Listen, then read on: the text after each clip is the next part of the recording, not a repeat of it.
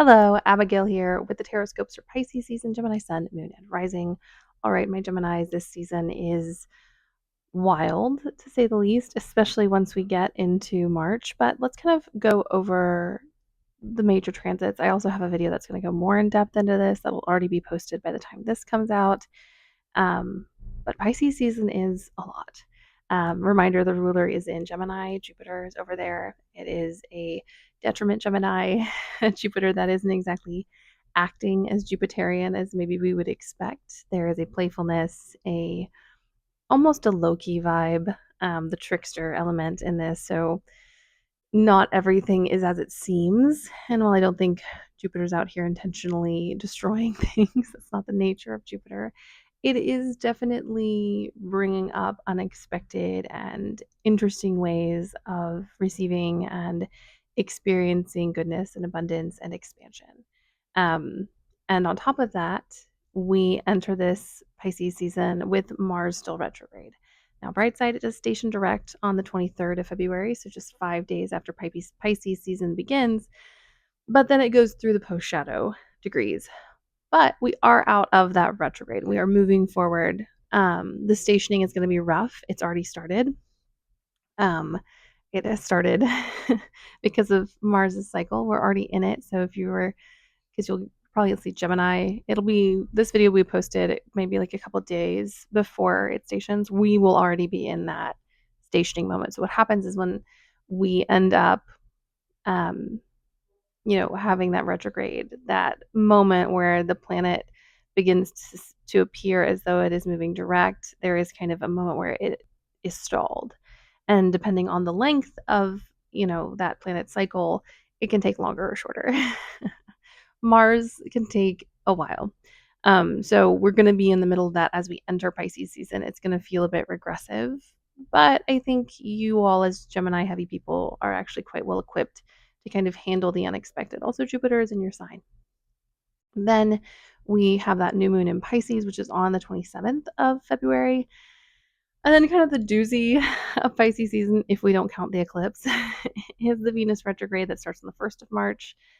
We have Mercury going into Aries on the 3rd, and then on the 14th, we do have Mercury stationing retrograde, and it's stationing around the same degrees that Venus is stationing. So they're kind of buddying back through the early degrees of Aries and into Pisces, and this is a really complicated, tricky transit, especially layered on top of a Mercury retrograde, and then we have just had Mars retrograde. So I don't think a whole lot's going to be moving forward for us. You do have kind of an interesting bunch of cards. I think they're going to be really helpful and important for you as you move forward. But don't forget, we do have that lunar eclipse on the 14th of March, and it is in Virgo and it is spicy, y'all. There's a lot happening. Sun conjunct the North Node, Neptune, so many things are going on.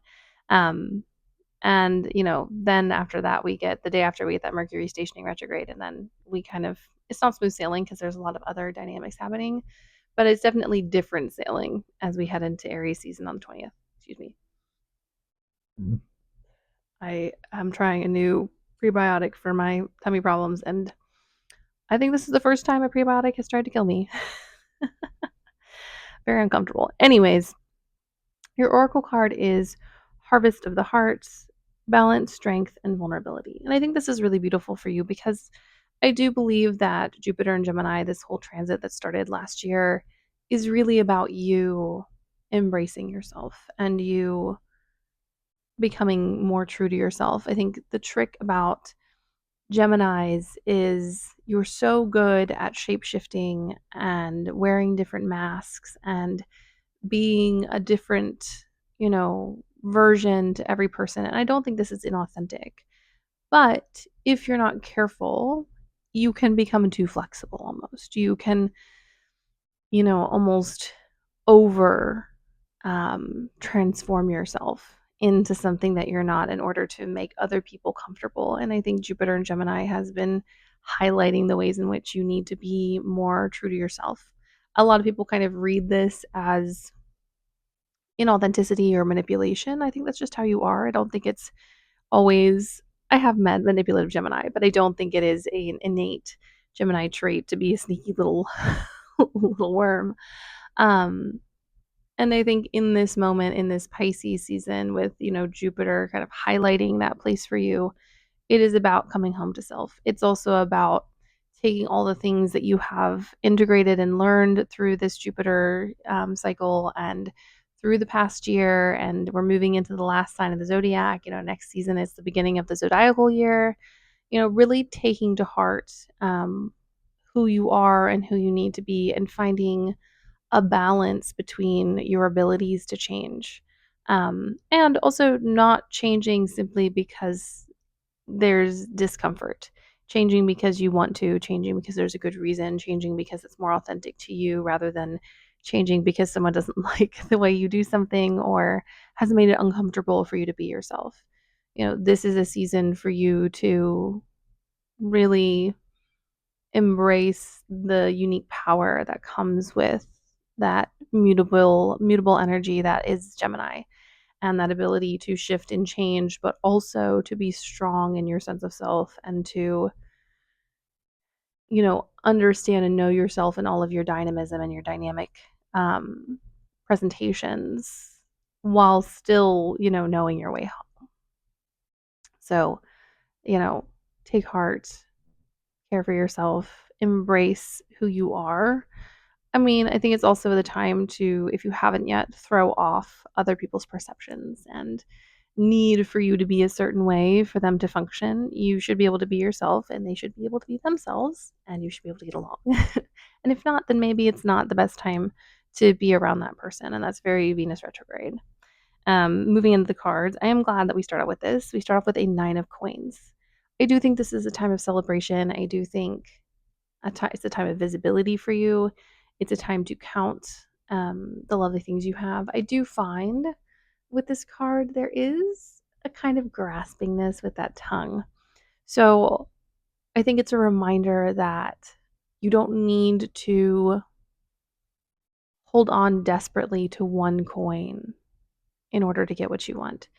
You can sit there and wait to receive all 9 coins. And yeah, it's tempting to like grab that one coin and hoard it. But I think if you grab that one coin as a Gemini, you will get put in a box and you will be unable to expand and function if you only focus on this one. So let it come to you, but also don't be afraid to embrace everything that's coming. You deserve abundance. You deserve to feel fed and held and understood. Over the past few months and seasons of these Tarotscopes, Gemini has always had a hopeful turn, not always so much my fixed or cardinal earth and water signs, and fire signs. The air signs are actually, I would say, doing good because there's a lot going on and I don't want to minimize what's happening. But you were very well attuned to change, almost to an extreme. Like I said, you need to also stand your ground when you need to. But this is also an opportunity for you to reap the rewards of your ability to be flexible, of your capacity to be so many multitudes at once. And that multitudinousness allows you to accept a multitude of gifts and pleasures and joys. So allow yourself to do that this season. We also have our good old strength card. This was the card of last year. I will definitely say for a lot of us, strength felt like the very traditional origins of this card, which is the word fortitude. It does feel as though you're still enduring, that there's still a lot of themes coming through this year. It also reminds me that in the Aries season, we have that final Aries eclipse, and that is sextile to your sign, Gemini. It's very activating. So, whatever journey you've been on, it's not quite over yet. And of course, we know that no journey is truly over, it just morphs into something else. We, honor the endings and we see, the closing of cycles, but it's never like a distinct line when it comes to journeys and cycles and shifts and changes. So, really embrace the strength that you have found. I also think that within this strength card, it's important to remind yourself that you don't always have to be the one to do the thing, but you definitely need to participate. And part of the reason I say that is because the next is Three of Cups. But before we move on, I just want to kind of, sit with your power. And I think Gemini's strength and power never comes in a traditional form. Your power is rarely like the obvious, overblown, you know, buffed up kind of modern power as we understand it. Your power is in your intellect and in the speed of movement that you have and your ability to adapt. So, view that as real strength. Don't let, comparison to someone else's version of power make you feel as though you are less than or am not capable of great things. Especially as we want to be ready and able to embrace this Nine of Pentacles. This is gonna be a problem all morning. I'm disabled. I don't have time to re-record just because my tummy has decided to hate me today. Three of Cups. A lot of Geminis I know are really good at networking and finding people, and this is an encouragement to do more of that. It's also a reminder that not everyone needs to know your business, but you do need support. So make sure that you have a crew of people who have your back, that as you diversify yourself, you diversify your support systems. As you diversify your support systems, you diversify the way you support other people. You know, Gemini and all the air signs have a measure of balance to them. Not that they are actively balancing, but they need to find some kind of balance. It's kind of like, how birds fly. It's a balancing trick.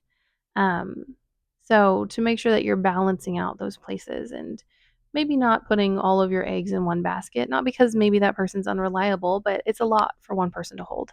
Um, and it's, better and better for everyone if you're able to find support through a multitude of sources and people and places so that, there's not one person holding and supporting everything, which although I'm not Gemini, I'm a Gemini South Node. It's a reminder to me to not only go to one place for support, not because I don't trust the people or person I go to for support, but it's a lot for one person to completely support and uphold another person and also have a good and healthy life. If you are feeling isolated and alone, this is a reminder to go find your friends. And if you don't have friends, to make an effort to meet friends. And even if you don't make a physical effort to open yourself up in a spiritual way to meet and embrace people, not all of us have the capacity or the ability to go out and do things. Some of us have social anxiety, some of us like near autistic. um, and making friends is not always easy. It's always kind of a niche happenstance kind of deal, but open yourself up to meeting those people, to finding them. And maybe it doesn't happen in Pisces season, but maybe we start something in Pisces season that really cracks open in Aries season, especially around those eclipses. Important about that Aries eclipse, which I will of course talk about once we hit Aries season, but it is Mars, the rulers, at the same degree as that full moon back in Libra season that was in Aries. So we have this multi-layered story, which is another reason I feel like we're in a continuation and not quite moved on yet. Besides the fact, obviously, that we're in the final season of the zodiac, and so this is a wrapping up and an ending of things. And then our next card, Ten of Swords. There's that beautiful Nine of Pentacles, and it's going to bring us a lot of things, but just because we have nice things doesn't mean that the world isn't oppressive and terrifying. Doesn't mean that other parts of our life are not overwhelming. And you can have good things and also recognize that you are struggling. You can have support and also recognize that you're under resourced. You can have more than someone else has and also recognize that you also don't have everything you need. And I think the hope that we would all have in this is that if we're under resourced and we see someone else who's more under resourced, that we realize that everyone deserves something rather than being like, oh, well, that other person's going to take a piece of my pie. You know, it's important in moments of overwhelm to advocate and put our energy in the right place. So if we're mad and angry and overwhelmed in this season, let's not bite our comrades' hands or, punch down on people who are struggling as well. And sometimes that they're wrong. And if they're wrong, we just leave them alone and don't engage. Punch up with your exhaustion and anger and frustration in this Pisces season. And also let yourself feel that way. Maybe it's just because I was raised in evangelical conservative Christianity, but there's always this thing that, like, at least I have felt that, like, and maybe you feel it even if you're not a Christian, just because of kind of the puritanical bent of our country and the society we live in. But this idea that if you recognize and speak and say and feel the oppression you experience, or feel dissatisfaction, or recognize where you're not resourced, that you just won't be given nice things, that you have somehow forfeited your right to deserve human rights because you recognize that you don't have them, which is so backwards when you say it out loud. But it's important. You're not going to lose anything by being like, wow, I really appreciate all the other stuff I've gotten. But in this section of my life, be it relationships, finances, friendships, family, I just don't have what I need, and I am overwhelmed and at a loss. And, this is a card that has so much pain with those really sharp claws. Excuse me. Allow yourself to be there. Allow yourself to feel that lack of resource, that overwhelm, that emptiness that comes from emotional, physical, psychological, any type of exhaustion. And also, I want to tie it back to the harvest of the heart, this idea of balancing, being both strong and vulnerable in reaping what you have sown. Um, and harvest is not always easy. Harvest can be grueling work, and often is. In like a traditional harvest, you have a very set amount of days to get in and store whatever agriculture you are putting away for the winter. And while it can be fun in groups and there are ways to lighten the load, it's not easy to bring in a harvest. I think that ties back to the Three of Cups. You need your friends to help you with this harvest. You need connection to help you with this harvest of your heart. You won't be able to do it alone. And if you do it alone, this card is going to feel bigger and heavier as you have to move by yourself. So, welcome people into your pain. Reach out to your friends. If one friend doesn't pick up, that's fine. They're probably going through something. Call another one. And when no one picks up, or maybe as a first line of defense, I think it depends on where you are in your spiritual practice and what you do. Reach out to your ancestors. They're always there. They're always waiting. You can also, if you're not comfortable with that, you can reach out to your personal spirit guides. They're literally only there for you, and you are their main priority. So there's no exchange needed. There's no repayment required. They are just there to support you. So I would encourage you to really make use of all the things that you need and all the support that you deserve in whatever this Pisces season brings you, especially as we head into eclipse season, because it's going to be tight and toasty. And then last but not least, we do have the Three of Swords. There's a lot of processing going to be happening. I also think that moon in Virgo definitely going to challenge you. If you are a Gemini rising, that is in your fourth house. It's in a square. It's intense. Also, Mercury will station retrograde right afterwards. So the ruler will be stationing actively as we head into that eclipse. It's going to feel really sticky. And there's going to be this sense of back and forth because we will have the sun conjunct the north node. And, it's like forward progress, full steam ahead, visions of the future, expanding into unknown consciousness, while the ruler is also like, yeah, I'm not progressing right now. Taking a chill pill with Venus. So allow yourself in that stuckness to really listen to what your body needs, to listen to the trauma you need to process, to give your pain a voice, and to allow yourself to feel and experience what you need to feel and experience for your body to be heard, for your heart to be listened to.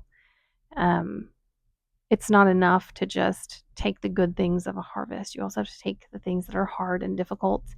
You're also preparing your fields for the next sowing later down the road, for the next group of seeds.